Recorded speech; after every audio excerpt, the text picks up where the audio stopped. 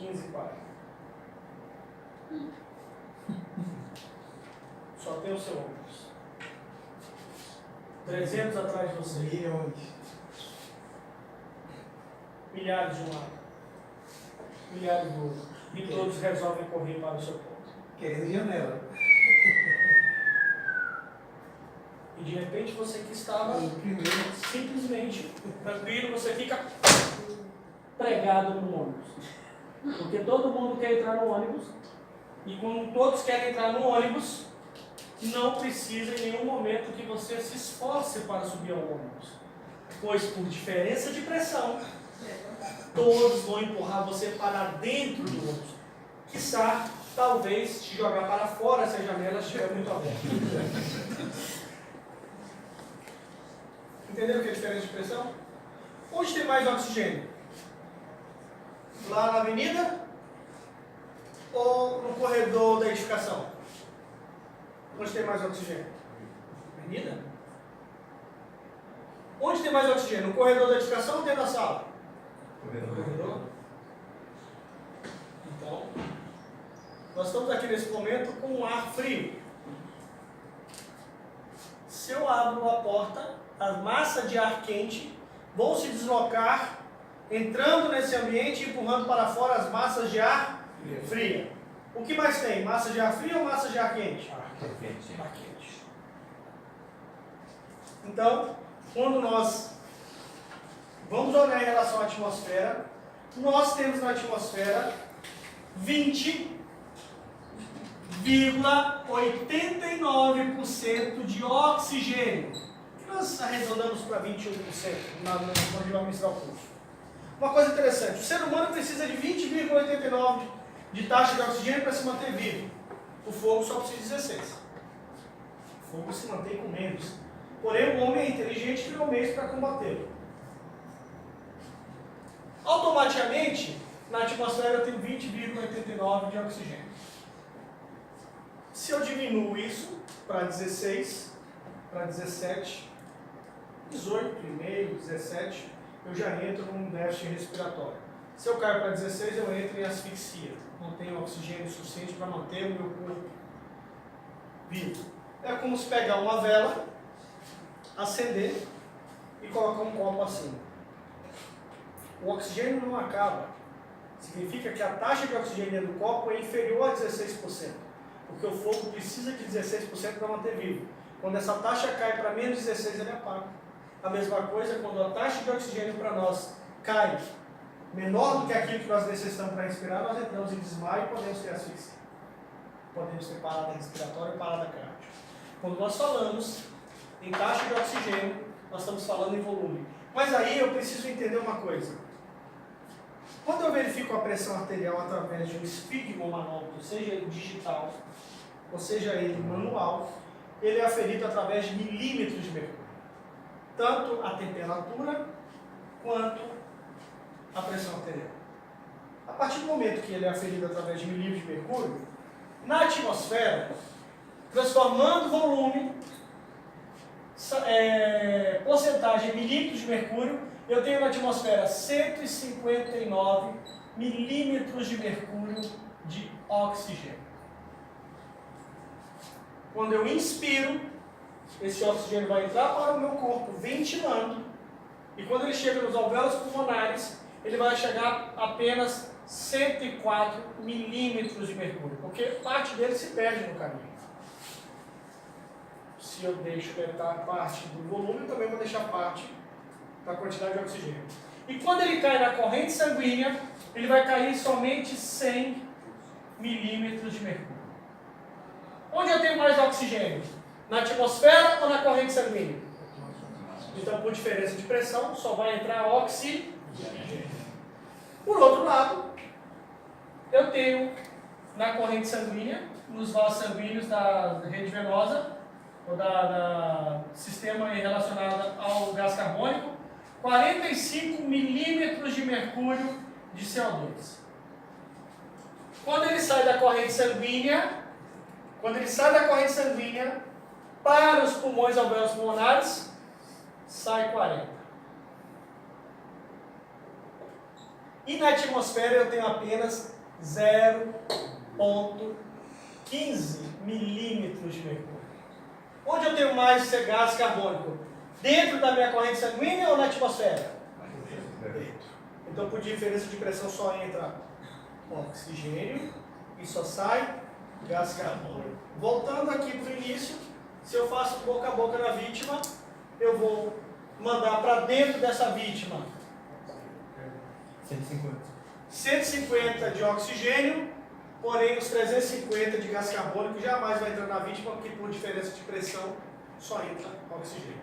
Então o boca a boca funcionava tranquilamente, mas com uma taxa menor de oxigênio em termos de ml. Tudo bem? Tranquilo? Por outro lado, se eu vou usar um BVM, como esse, se eu uso ele buscando o ar na atmosfera, eu vou trazer aqui para dentro 20,89 de oxigênio e eu vou trazer aqui para dentro 159 milímetros de mercúrio, certo? Porque eu estou pegando o ar da atmosfera. Por outro lado, se eu resolvo usar uma bala de oxigênio, que é um oxigênio medicinal, diferente do ar respirado, que tem 20,89% de taxa de oxigênio, 0,15 de gás carbônico, 70 e alguma coisa de nitrogênio e outros gases. Quando eu uso uma bala de oxigênio, eu tenho 100% de oxigênio medicinal. Por isso que quando eu decido colocar um oxigênio na vítima, tem que ser prescrição médica. Eu só posso colocar numa vítima apenas 3 mililitros para reposição até que o médico possa prescrever de fato o tratamento e a terapia de oxigenoterapia. Porque o oxigênio medicinal, ele é médico. Se eu entro aqui com uma taxa excessiva de oxigênio, sem a prescrição médica, e essa vítima tem uma hemorragia interna, o que o oxigênio faz? Uma vasodilatação dos vasos sanguíneos, aumentando a hemorragia. E se eu tenho uma hemorragia interna, o que me interessa é a vasoconstrição, para que haja o estancamento. Então, o oxigênio medicinal pode levar, sim, uma piora se não for prescrito de forma adequada pelo médico. Por isso que o oxigênio só pode ser usado por profissionais da saúde que sabem o que está fazendo. Por outro lado, se eu estou trazendo o ar da atmosfera, ok? Ar respirado, o ar que está aqui dentro é o mesmo ar que se coloca dentro do cilindro do bombeiro e do cilindro do mergulhador. Ar respirado. Quando eu uso aqui, então eu estou levando, diferente do boca a boca que levaria somente 150 ml, aqui de fato eu estou levando 500 ml do ar da atmosfera.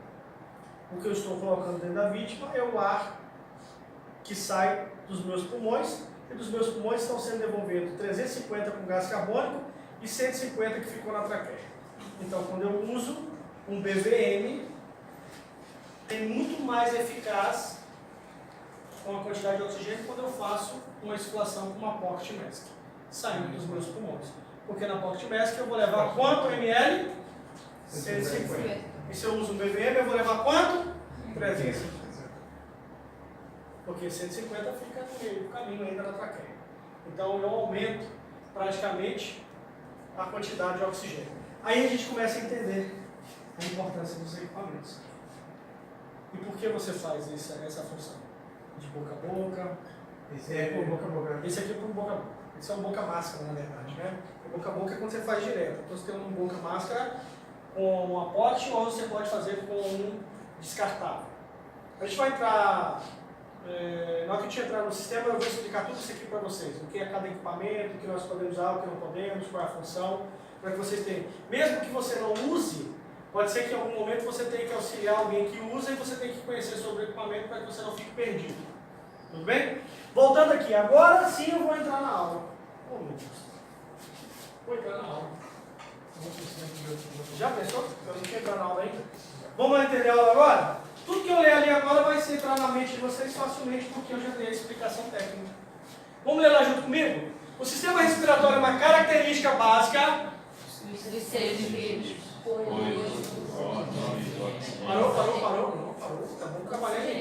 sincronismo, sincronia. Eu começo e vocês terminam.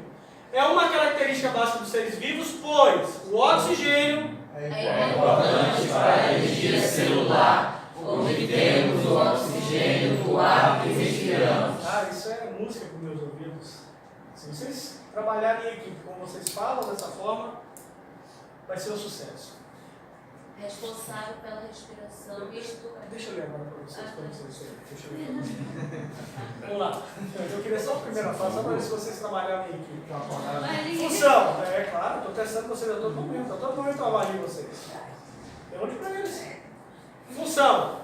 Responsável pela respiração, isto é, fornecimento de oxigênio para ser distribuído ao sangue e ser levado ao corpo. E a eliminação do gás carbônico do organismo. Ficou fácil entender isso. Fornecimento do oxigênio pelos pulmões para ser distribuído pelo sangue a todas as células do nosso corpo. Então, primeiro eu inspiro, ventilo, respiro e as células respiram. Ventilação, respiração, respiração celular. São coisas diferentes. Tudo bem? A respiração é um processo mediante o qual o organismo capta o oxigênio do ar e libera dióxido de carbono. Nela podem ser distinguidas 3 fases. A primeira fase é a da ventilação pulmonar. Consiste em fazer entrar o ar atmosférico, rico em oxigênio, até os alvéolos pulmonares. A segunda fase é denominada de intercâmbio gasoso, no qual o oxigênio se difunde do alvéolo pulmonar até o capilar sanguíneo, enquanto o dióxido de carbono o faz em sentido contrário. E na terceira fase, denominada de transporte sanguíneo, o oxigênio é transportado pelas hemácias do sangue para todas as células do corpo. A ventilação é produzida com uma frequência de 15 vezes por minuto. Entretanto, em certas condições, como exercício físico ou repouso, esta frequência se acelera ou se reduz. Este processo consta de 2 fases: a inspiração e a expiração. A inspiração consiste da entrada de ar oxigenado nos pulmões. A sua mecânica se deve principalmente à ação do músculo diafragma, que ao se contrair descende e amplia o tamanho da caixa torácica, o que favorece a expansão dos pulmões e provoca desta forma a entrada de ar no seu interior. A expiração ou expulsão do ar dos pulmões para a atmosfera é um processo fundamentalmente passivo, no qual os músculos tendem a retornar à posição de relaxamento, de modo que ocorre a diminuição do volume torácico e a consequente expulsão do ar. O anapnógrafo é um aparelho que permite medir os volumes e as capacidades pulmonares. O indivíduo respira por meio da cavidade bucal. Cada movimento respiratório é registrado em um gráfico denominado anapnograma. Nele podem ser identificados os diferentes volumes e capacidades pulmonares de um indivíduo. Olha que interessante, você olhou para mim. Se eu respiro de 12 a 20 vezes por minuto, vamos imaginar aqui que o Santos está praticando lá, tu trabalha no salvamento aquático, Santos? Também? Não. Vamos imaginar que o Santos está fazendo um exercício de fogo e está treinando a parte de combate a incêndio, usando capa e tudo, que vai desgastar bastante, vai haver desidratação, uma série de fatores que vai fazer com que o coração dele bata mais rápido e ao mesmo tempo ele precisa respirar mais rápido para repor esse oxigênio. O Santos, quando ele está tranquilo, ele respira de 12 a 20 vezes por minuto. Porém, o Santos, na atividade, ele aumenta isso para 35 vezes por minuto. 35 movimentos respiratórios por minuto. Se o Santos leva para dentro dos pulmões dele 350 ml, ao inspirar e expirar, quantas vezes por minuto, aliás, quantos ml em um minuto o Santos leva para dentro dos pulmões dele? Calcula aí, 35 vezes 350. Nada, 5 vezes 5, 2, 5 vezes 3, 15. 3 vezes nada, 3 vezes 5, 15, vai 1, 3 vezes 3, 9, 10. 0, 5, 10, 2. O Santos leva para dentro dos seus pulmões, em 1 minuto, 12 mil litros de ar. Já pensou? Cansativo, né? Não, isso aí, para um atleta, isso é pouco. Um atleta, o que faz um atleta nadar mais rápido? É a quantidade de oxigênio que ele leva para os pulmões, é a capacidade de armazenar uma quantidade maior de ar e fazer com que isso vá para o seu corpo, oxigenando as células e alimentando as células da musculatura que precisa receber uma quantidade maior de oxigênio para nadar mais rápido. Por isso que uma pessoa pega um antidoping. O que acontece? Ele tomou um medicamento que é um vasodilatador, se ele dilata as artérias, se ele tem então as suas artérias numa condição normal, e ele toma um medicamento que ele vasodilata as artérias, ele vai aumentar a capacidade de oxigênio e aumentar a oxigenação muscular nadando mais rápido do que qualquer outro nadador. É por isso que muitos até não tomam o Dilatex, né? Para dilatar as artérias. Aí você precisa o quê? Você precisa fazer os exames para saber qual é a capacidade pulmonar que você tem. Você precisa fazer exames coronários para saber se você tem arritmia ou algum problema coronário. Porque se é um jogador de futebol, se é um atacante, precisa correr mais rápido. Se é um nadador, precisa nadar mais rápido. Se é um velocista, precisa correr mais rápido. E o que vai fazer com que ele tenha maior capacidade de correr? É o aumento de oxigenação aos órgãos do corpo, principalmente a musculatura. Se ele toma um medicamento para vasodilatar, ele vai aumentar a oxigenação e, de fato, ele vai correr mais rápido. Mas aí ele está trapaceando. Ele tem que fazer isso de forma natural, aumentando a capacidade de forma contínua. Por isso ele é pego no antidoping. Todo mundo entendeu isso? Sim, de uma forma clara para vocês entenderem melhor. Vamos lá. A divisão do sistema. O sistema é dividido em vias aéreas superiores, que é nariz, fossas nasais, faringe e laringe. E vias aéreas inferiores, que é traqueia, brônquios, alvéolos pulmonares e pulmões. Essa é a divisão. Da traqueia para baixo, vias aéreas inferiores. Da traqueia para cima, vias aéreas superiores. A importância do nosso sistema. Então nós temos aí, como sabe, boca, né? Vai entrar aí pela laringe, descendo, traqueia, indo para os pulmões, brônquios, bronquíolos, pulmões, e aí sucessivamente, fazendo esse processo de oxigenação. Então nós temos aí o lado direito e esquerdo dos pulmões, e o que é importante para nós, por exemplo, quando nós inspiramos o ar pelo nariz, inspira pelo nariz, vai. Agora puxa pela boca. O ar entrou frio, porque quem mantém a temperatura do teu corpo é as fossas nasais, entrando ar pelo nariz. Porque quando você está correndo, corre, o cara fala, inspira pela boca. Por que você está inspirando pela boca? Porque a boca está entrando no ar frio e resfriando por dentro, diminuindo a temperatura. Se você inspira pelo nariz, você vai manter a temperatura. Por que você começa a suar? Porque o suor é para diminuir a temperatura. O suor é natural. Quando você está com a temperatura elevada, a primeira coisa que vai disparar é a liberação de água do seu corpo para abaixar a temperatura e você entra em desidratação. E mais, cara, eu olhando para aquela câmera, tudo bem? Eu acho que você pode ser chique o que for, mas quando você vai limpar o nariz não tem outra forma. Ah não, eu pego um cotonete.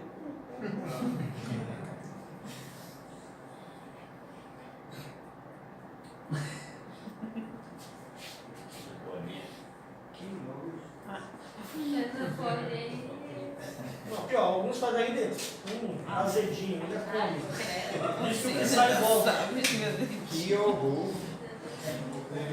Faz isso também. Já pensou? Aí tem um detalhe. Quando você limpa o nariz, está ressecado, correto? Aquele muco seco é justamente o que vai protegido para não entrar nos seus pulmões. Os seus cílios, os pelos não deixam entrar. E nós temos também na traqueia cílios para que não deixe entrar nada aos pulmões. Porque se você tiver alguma irritação, você começa a tossir. Então, quando você limpa o nariz, a primeira coisa que você faz é... E novamente cria um novo muco. Lavou. Claro, cria um novo muco para que novamente possa fazer a filtragem. O que acontece quando você come algo quente, como sopa, por exemplo? Tem pessoas que começou a estar assim. Não, ele umedece. Ele faz com que a sopa muito quente é como se você pegasse uma água fervente, vaporizasse, colocasse um vapor e colocasse um pano para umedecer o sistema respiratório. Se você sai de Manaus para Brasília, seu nariz vai sangrar. Se você sai de Manaus para São Paulo, você vai ter problemas respiratórios. Se você sai de Manaus para Minas Gerais, você vai gripar. Se você sai de Manaus para O Ceará. Grande Savana, para o Ceará, Caatinga, você vai ter problemas respiratórios também. Por quê? Porque nós moramos no melhor lugar do mundo, onde a umidade relativa do ar é 80%. Se você pegar um idoso de 90 anos, ele tem cara de 50. Se você for a São Paulo, pegar uma pessoa de 50, parece que tem 90. Porque a umidade é diferente, você começa a entrar em oxidação. A sua pele começa a envelhecer mais rápido. Se você mora na beira da praia, e aí nós temos um detalhe, e aí nós podemos falar isso em relação ao afogamento. Nós temos dois tipos de afogamento. O afogamento azul e o afogamento branco. O afogamento azul é aquele que quando você, a sua glote fecha, porque o seu organismo entende, não pode entrar água nos pulmões, e ele põe você em asfixia. E nesse momento, você não morre afogado, você morre asfixiado. E quando você submerge, significa que não entra água nos seus pulmões. A primeiro momento, porque fechou-se a epiglote, a glote não deixando entrar água para os seus pulmões. Tudo bem? Já o afogamento branco é aquele que de fato você não consegue fechar a glote a tempo e entra água nos pulmões. O afogamento azul é aquele que quando você vai no velório a pessoa está roxa. Parece que ela não foi afogada, foi asfixiada. Sabe? Porque ela de fato apresenta cianose. O afogamento branco é aquele que você fala, nossa,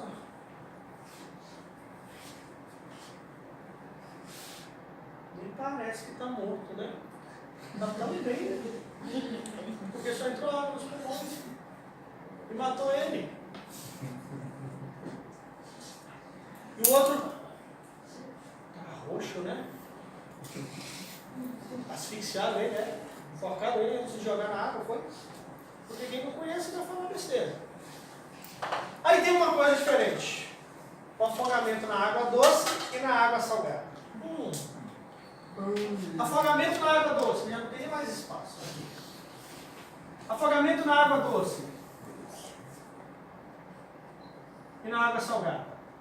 Doce e sal. Água doce. A água, ao entrar para os pulmões, na água doce, vai cair na corrente sanguínea e se diluir no sangue. Nesse momento, você tem um afogamento na água doce, onde essa pessoa vai ter uma emo é sangue, diluição da água dentro da corrente sanguínea. Hemodiluição. Por outro lado, ela pode ter um afogamento ou um quase afogamento. O que significa isso? Se entrar água nos pulmões. Eu não vou entrar aqui em afogamento, porque afogamento é um curso específico para guarda-vidas e salva-vidas, que você tem graus de afogamento. O que eu estou falando para nós, que nos interessa como socorrista, é que nós não vamos entrar no rio para tirar a vítima, nós vamos receber do bombeiro. E vamos ter que dar o atendimento. E o atendimento é o mesmo que parada cardiorrespiratória, que nós vamos ver depois. Porém, eu preciso saber qual tipo de água ele estava. Ele estava lá num clube que tem sal. Por que tem sal na piscina? Porque tem cloro. O cloro é derivado do sal. Ou ele está na praia, onde tem sal. E ele, na hora que começou a se afogar, entrou água nos pulmões. E entrou água com sal. Essa água, por pouca que entrou no pulmão, com sal, fez com que esse sal dessa água trouxesse da corrente sanguínea o sangue para dentro dos alvéolos pulmonares, fazendo com que o sal concentrasse esse sangue nos alvéolos pulmonares, ocasionando uma hemoconcentração. Se você quase afoga na água doce ou na água salgada, há uma diferença. Às vezes entrou um pouco de água salgada nos pulmões lá da tua criança, tu não levou para o hospital, não foi olhar para ser feita a drenagem, nada, e vai passando um dia, 2 dias, vai tendo uma pequena hemorragia, daqui a pouco ele começa a tossir sangue, ele tem uma parada respiratória, uma parada cardíaca e morre. Por quê? Porque o sal que estava nos pulmões concentrou o sangue, fazendo com que ele tivesse um hemorragia. Ok? É mais seguro levar ele para tomar banho na água suja da Ponta Negra porque porque infecção a gente trata, né? Mas o sol não tem jeito, o sol vai fazer uma concentração de sangue aqui, né? Vai. Ok? Tudo bem até aqui? Que horas são aí, por favor? 9h30. Ainda tem meia hora, muita brincadeira com vocês. A gente aprende brincando. Né? Vamos lá. Tá certo devagar. Tudo bem até aqui? Tá errado. Então nós temos aí os pulmões na sua plenitude, começando lá pela epiglote, osso inóide, cartilagem tireoide, glândula tireoide, cartilagem cricóide, traqueia. Ah, ok. Nós temos a traqueia e a cartilagem cricóide. Se a pessoa não consegue respirar e a obstrução está superficial, não consegue entrar o ar, o médico pode fazer uma crico. O que é uma crico? Ele vai cortar na cartilagem cricoide, que está acima da traqueia, fazendo um caminho pérvio pelas vias aéreas superiores. Por outro lado, se ele vê que a coisa não tem sucesso, ele pode fazer na cartilagem, ele pode fazer uma traqueostomia entubando direto pelas vias aéreas inferiores. Então, uma crico está na cartilagem das vias aéreas superiores. Uma traqueostomia, uma traqueo está nas vias aéreas inferiores. Tudo isso ele pode fazer. Ele pode fazer uma crico usando um material como esse, onde ele vai fazer uma crico e introduzir cartilagem cricoide. Ele vai abrir, vai fazer a amarração, vai tirar, ainda ele não vai tirar, ele vai fazer com que encha-se o cuff, ou balonete, como que é?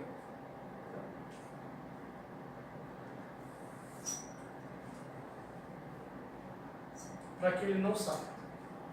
Então introduziu. Tira-se. E aqui ele vai introduzir diretamente a oxigenoterapia ou entrando com ventilação.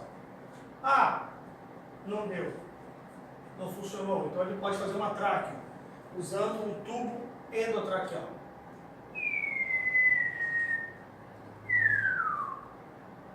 Ele também vai encher o campo e aqui ele vai levar o ar diretamente.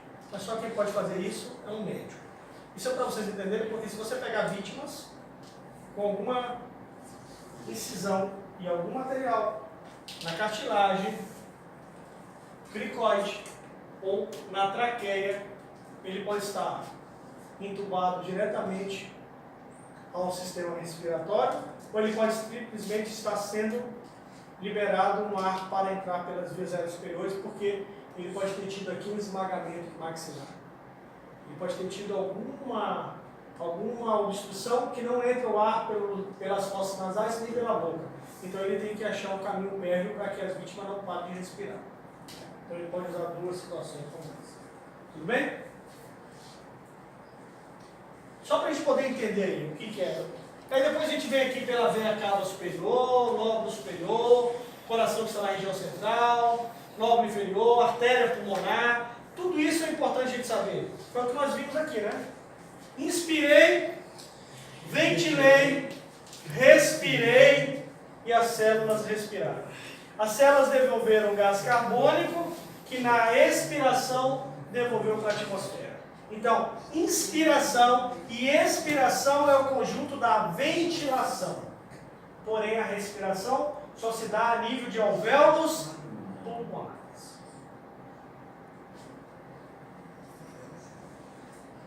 E aí nós temos os pulmões com a árvore brônquica e cada parte dos bronquíolos aqui, nós temos alvéolos pulmonares. São minúsculos. Mas são fundamentais para que a gente se mantenha vivo. A função dos sistema respiratório é obter oxigênio e eliminar gás carbônico. Na inspiração, o músculo do diafragma se rebaixa e o ar carregado de oxigênio é sugado pela boca ou pelas narinas, passa pela faringe e atinge a membrana da epiglote. A epiglote abre-se para a passagem do ar, que segue pela laringe, traqueia e pelos brônquios até os pulmões. Nos pulmões, o ar chega aos alvéolos. O oxigênio do ar atravessa suas paredes e penetra na corrente sanguínea. Ao mesmo tempo, o gás carbônico produzido por todas as células do organismo penetra nos alvéolos. Inicia-se o processo de expiração. O diafragma e os pulmões se contraem e o ar é expulso, eliminando o gás carbônico.